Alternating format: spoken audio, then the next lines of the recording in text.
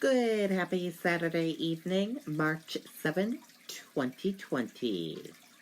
I'm Riley King, and welcome to this Saturday evening of the Riley King Newscast, right here on the Riley King Network. We have a lot of news to get to this Saturday evening, so let's begin. First up, man steals car, crashes it into utility poles in Sunapee, tries to run away.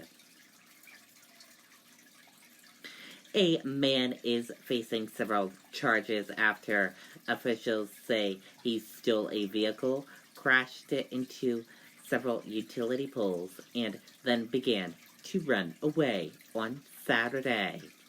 The incident began about 8:45 a.m. in Newport when police said the man, later identified as 42-year-old Matthew Sullivan, stole a 2015 Dodge Journey from a parking area on Sunapee Street. He then sped toward Sunapee on Route 103, Newport police said in a press release.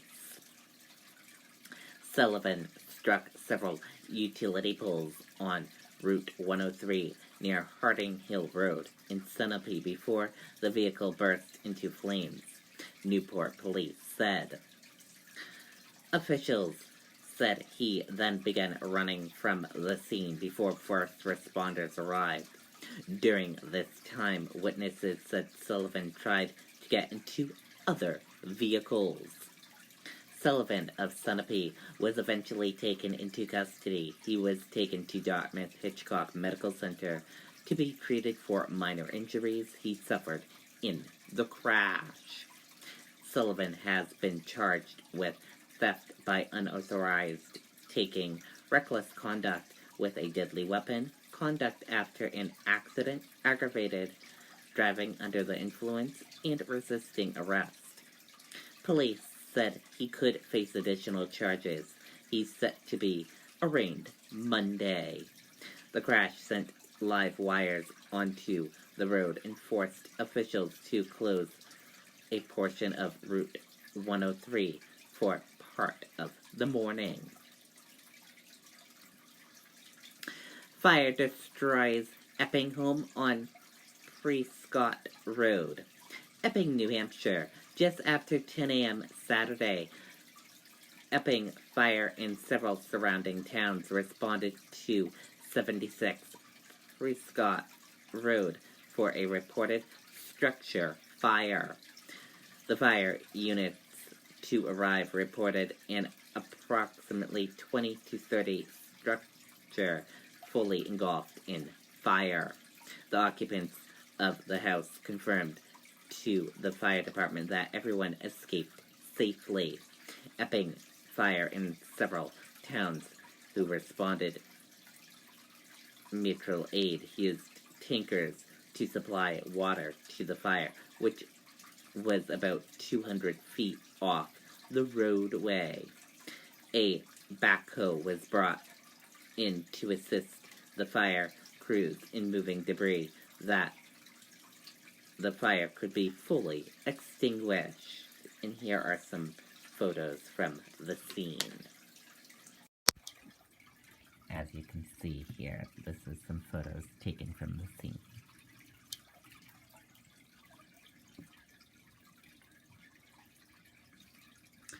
Driver charged with DWI after rollover crash on Route 101. Take a look at this photo right here.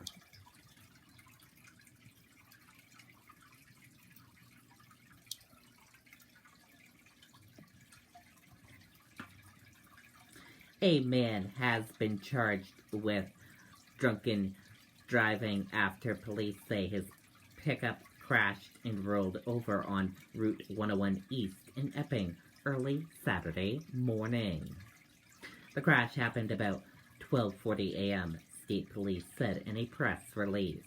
Police said 20-year-old Timothy Shallow of Raymond lost control of his 2001 Toyota Tacoma as he was approaching exit 6, causing the pickup to roll over several times before it came to rest in the median.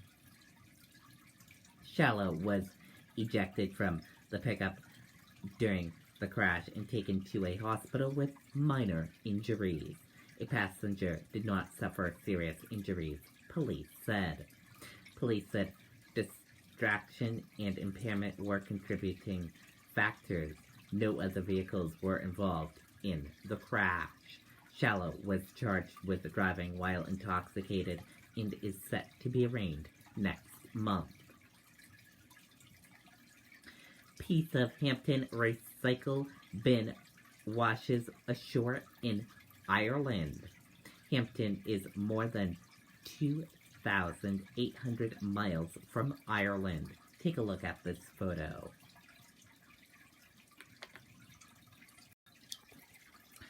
This man in Ireland found the piece of a New Hampshire recycling bin from Hampton.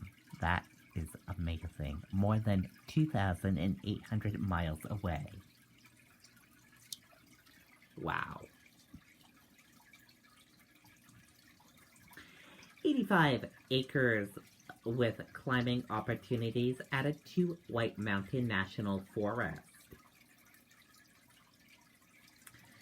85 acres with opportunities for climbing have been added to the White Mountain National Forest. An effort led by the Rumney Climber Association raised more than $100,000 for the land and to develop a trail system and parking lot. The property, made up of steep ledges and other habitats, has a contractor link trail installed by the association. The U.S. Forest Service said the conservation efforts opened more than 40 new climbing routes. The deed was recorded on February 21st. Money was provided by individual donations, a loan from the Access Fund's Climbing Conservation Loan Program, and Land and Water Conservation Fund.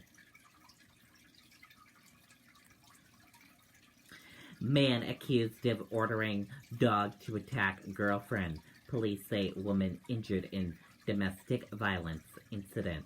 Let's take a listen to that video from WMUR News 9, Tyler Dumont.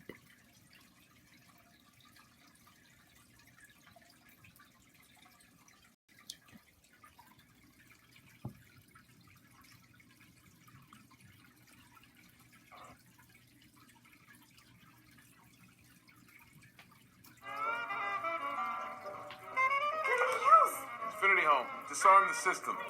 Doors open. Welcome to the neighborhood. Secure your home with X1 and customize your security with Xfinity Home, awarded top pick by CNET. Simple, easy, awesome. Sitting before a judge, Matthew Flewelling shook his head while prosecutors detailed a number of disturbing accusations against him.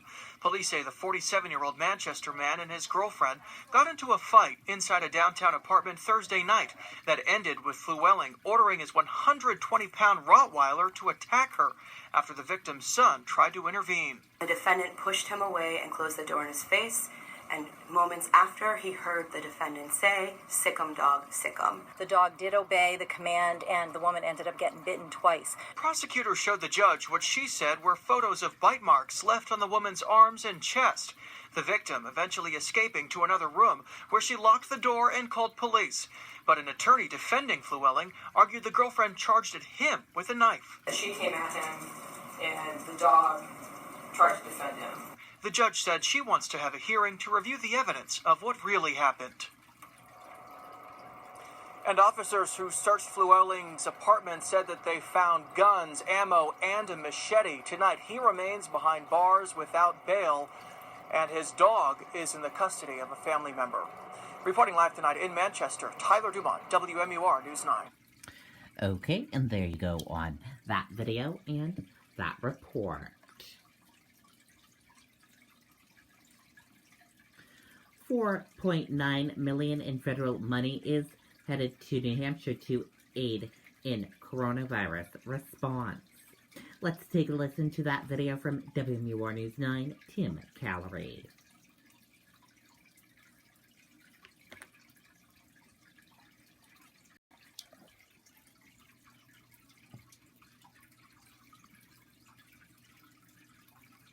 What's tasty and healthy and better than gummy vitamins? Viactive Calcium Chocolate Chew with There's a number of needs here that we'll have to address. Beth Daly is the chief of the Bureau of Infectious Disease Control at the State Department of Health and Human Services. She says the $4.9 million in federal funds New Hampshire is set to receive will go a long way in recognizing and containing COVID-19 here at home. We're waiting to hear from the federal government what the stipulations for this funding will be. Once those guidelines are released, HHS will work with state agencies, including the governor's office, to establish where the $4.9 million will go. We need to support our healthcare system, make sure our healthcare system has the equipment and supplies that it needs. We need to make sure that our public health partners also have the workforce and the supplies and equipment that it needs. The state recently received the ability to conduct COVID-19 testing. The funds will likely be used to continue that.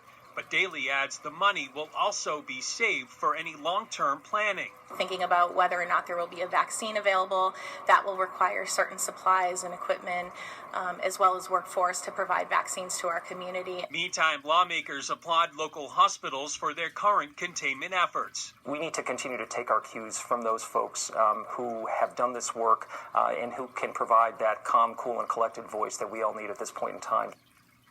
And so to date, the state has tested 25 individuals. 2 cases contained presumptive positives. 20 came back negative, and 3 results are still pending.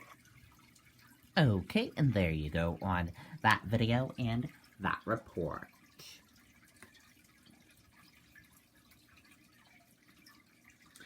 At least 234 people have been diagnosed with coronavirus in the U.S., according to CDC. Let's take a listen to that video from ABC News.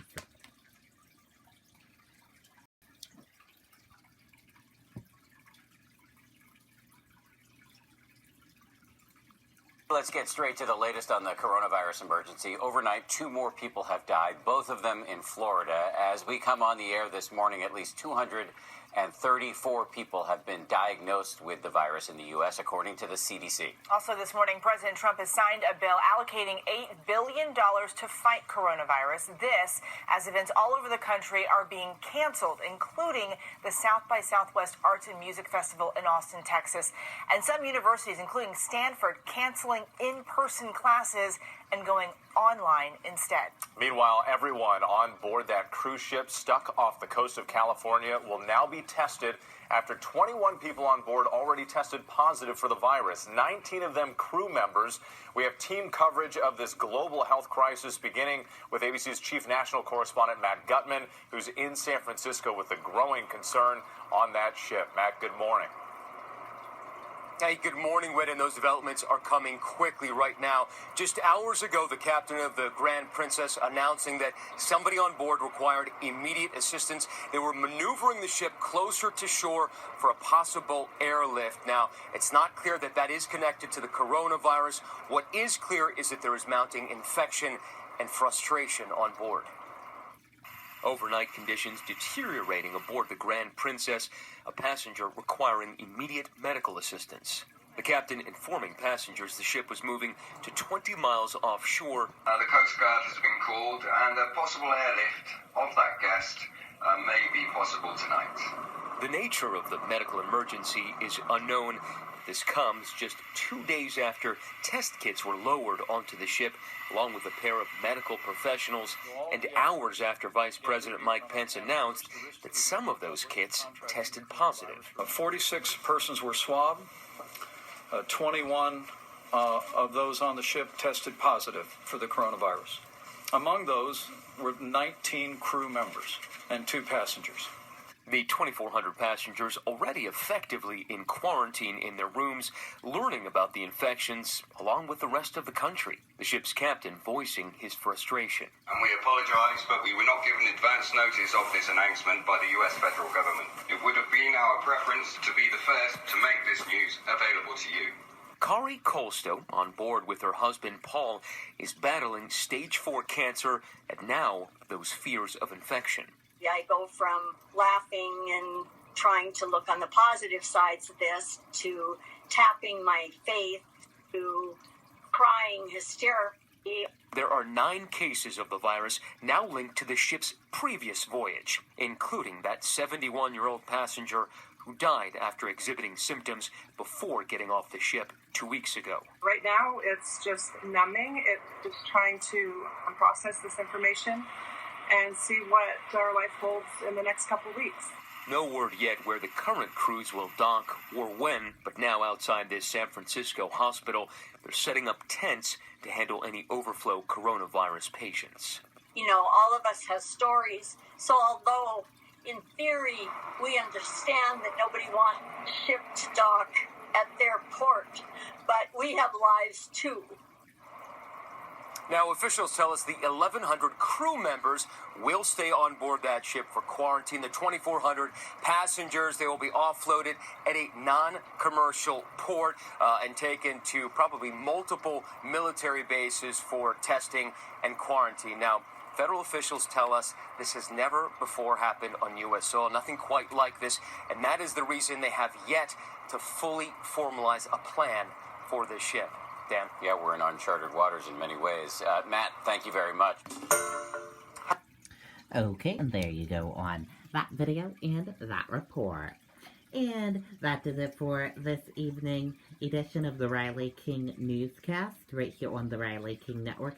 I hope you all have a wonderful rest of your Saturday evening, and do not forget to spring forward before you go to bed tonight.